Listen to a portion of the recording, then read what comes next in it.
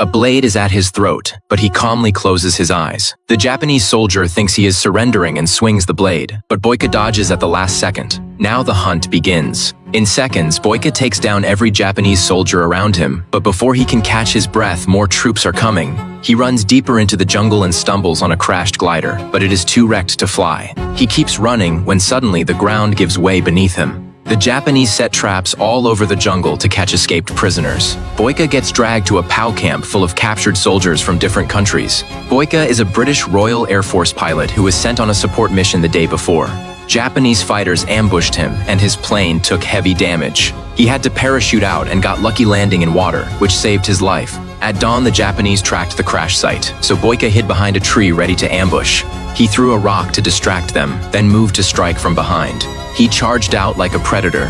He almost took them out silently, but accidentally stepped on a landmine. The explosion brought every nearby soldier running, so Boyka bolted deeper into the jungle. But he ran straight into a circle of Japanese troops with dozens of rifles aimed at him. He had no choice but to kneel and surrender, but the captain wasn't letting him off easy. They tied his hands and dragged him to a remote clearing where a ceremonial blade waited.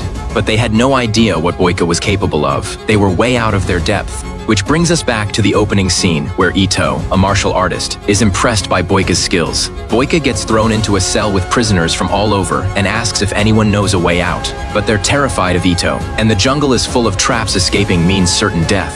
The next morning, Boyka is dragged to a fighting ring, expecting to be executed.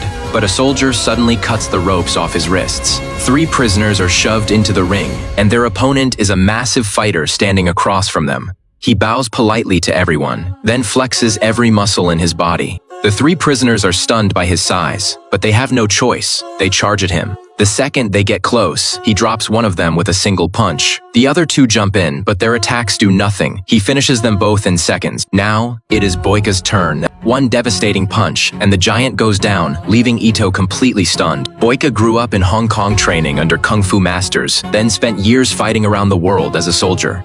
Now he has reached the highest level. Every part of his body is a weapon. The next day, Boyka is thrown back into the ring, and after yesterday's performance, Ito has a plan. This time he sends 3 trained karate soldiers to attack Boyka all at once. But they're no match for a fighter of his level. With powerful strikes and quick footwork, he overwhelms all 3 of them. Soon they can't even stand up and Boyka holds back. He doesn't finish them. He doesn't want to push Ito too far, but he underestimated just how brutal Ito really is. Boyka knows if this keeps going, he'll eventually die here. So he rallies the other prisoners to escape, and he has already spotted a radio on the guard tower. If they can grab it and contact his unit, rescue forces will come. Everyone agrees, and that afternoon the plan starts. While everyone is working on the defenses, Boyka slips behind cover. The prisoners stage a fake fight, which pulls all the nearby guards over, even the one on the tower. While the chaos unfolds, Boyka climbs the tower and grabs the radio. Once the commotion dies down, he is about to hide the radio when he gets caught. Later, he pries open the weak wooden floorboards at the bottom of the cell and crawls through. He carefully puts the boards back in place, then sneaks out of camp with the radio. He sprints toward the coast and finally spots American ships anchored off a mountain ridge. That is why the military uses this language to encrypt orders, so the Japanese can't intercept or decode them. Boyka rushes back to the POW camp before dawn, and after everyone analyzes the situation, they reach a conclusion. The Americans are using encrypted orders, which means something big is about to happen. When that moment comes, a cornered Ito won't spare them either, so they need to escape now, Boyka tells the group. He saw an abandoned glider near the camp earlier, and while the fuselage is wrapped in vines, the parts are still intact and the tow hook on top looks functional. As a top pilot, he knows if an Allied plane flies low enough to hook the glider, they can take off with it. But right then, soldiers burst in and drag Boyka away to bring him before Ito. Turns out Ito also intercepted the Navajo code transmission from the Allies, but he can't understand it. So he brings in Boyka, hoping to force the meaning out of him. But Boyka doesn't know Navajo either, and even if he did, he wouldn't betray his side to save himself. When Ito sees he won't cooperate, he orders Boyka's hands tied and has him hoisted up. Then, 3 guards with wooden clubs beat him relentlessly, while Boyka grits his teeth and holds on. After an hour of beating, Boyka can barely stand, and only then do they untie the ropes. But when they're about to finish him, his survival instinct kicks in and he fights back. Even injured, he is more than they can handle, and he knocks all 3 guards out cold. Ito is furious and storms over to where the prisoners are being held. He randomly picks a few prisoners and executes them on the spot, punishing the wrong people entirely. This only makes Boyko more determined to get everyone out as soon as possible. That night, Boyko and Colin sneak out of camp under cover of darkness and make their way to the hilltop. They send a signal to the Allied ships offshore, but the Japanese will intercept that transmission too. So to keep the intel secure, Colin uses the few Navajo words he knows to identify themselves as friendlies and relay their position. Along with the enemy troop strength at the camp, after the Allies confirm receipt, the two race back to camp, but when they get to the barracks, it is completely empty. Sensing trouble, Boyko quickly hides the radio, and a second later soldiers appear and knock them both out. The next morning, Boyko wakes to the roar of explosions overhead.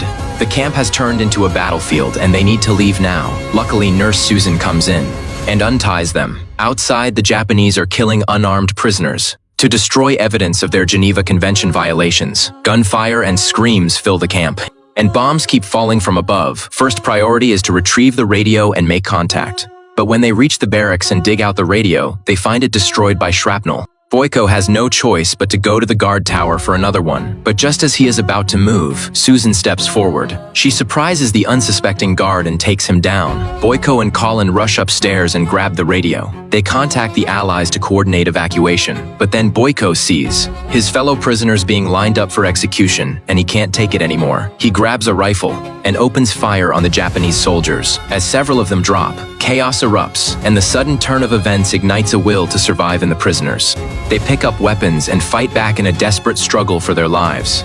Right now, their only chance of survival is to give everything they've got. Meanwhile, Boyko charges into Ito's tent for a final showdown. Ito doesn't hesitate and tosses him a katana, wanting a real duel. Boyko accepts without fear and raises the blade. Despite Ito's lifelong training in swordsmanship, he is no match for Boyko, and in desperation, he pulls out a pistol. Boyko lunges and tackles him to the ground, then Rains punches down on him, but Colin pulls him off. The priority now is getting out. Boyko leads the survivors to the glider. Colin radios the Allies to come in and plants signal flares in the ground. As a bright flare shoots into the sky, the Allied plane adjusts course and speeds toward the signal.